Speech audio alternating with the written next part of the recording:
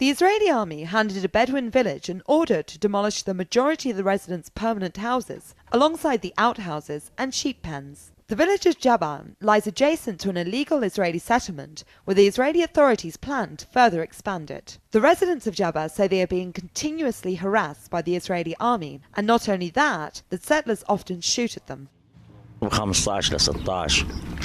They have already demolished 15 to 16 outhouses and homes, including my own. They demolished my house last year. Now I live in this barracks along with my brothers. They have now given us a demolition order to destroy 3 more homes. Last year, they took everything from our homes and threw it outside during the winter. Israel has already destroyed many houses in the village, and the locals are now living in crowded and inhumane conditions. The Israeli army has already demolished many houses, and now they have handed us a notice that they will demolish more. This is my house. This is my home. I don't have a second house. If they destroy these, then we have nowhere to go. Sometimes the army comes here in the day, sometimes in the night, and they hand us demolition orders. They have handed us one for the barracks.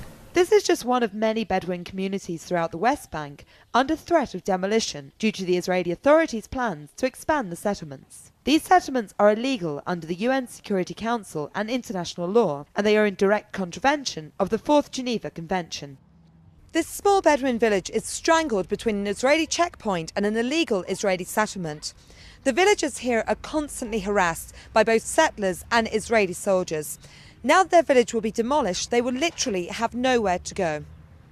That are coming in. Israel has been planning for occupying more of the Golan Heights for a year now. What are your initial reactions to this? Well, first of all, I think we have to view this statement concerning the buffer zone in the broader context of Israeli involvement in the Syrian war.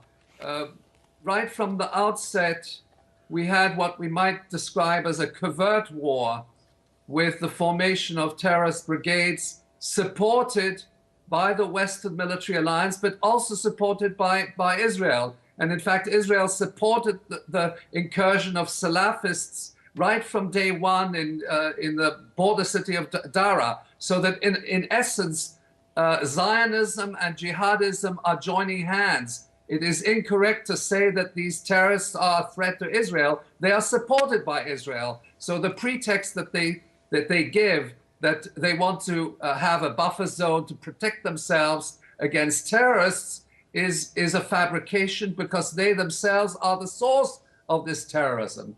Now, we also have to address the issue of timing. It comes immediately after the January elections. It also comes right at the outset of Obama's second term.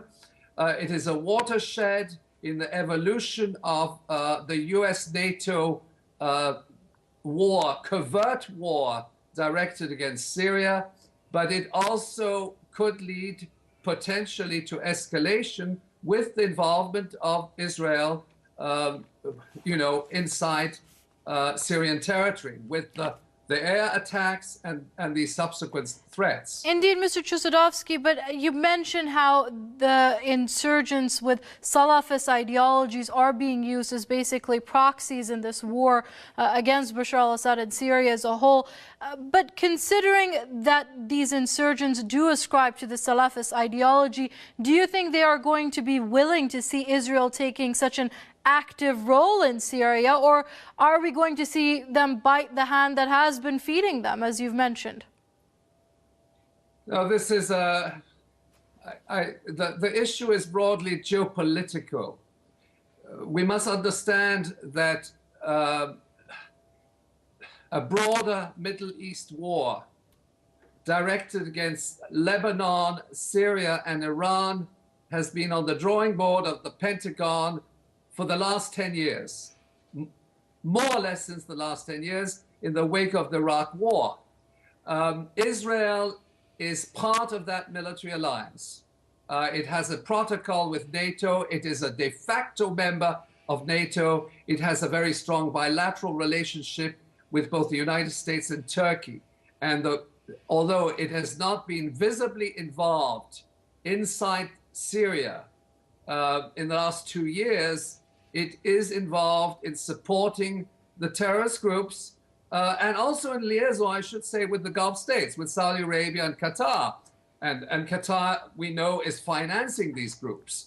So that now the other issue which should be raised is that Israel has historically stated its objective to create a greater Israel. It's not the mainstay of the political spectrum in Israel, but certain groups in Israel have put this forth, particularly the right-wing Orthodox groups.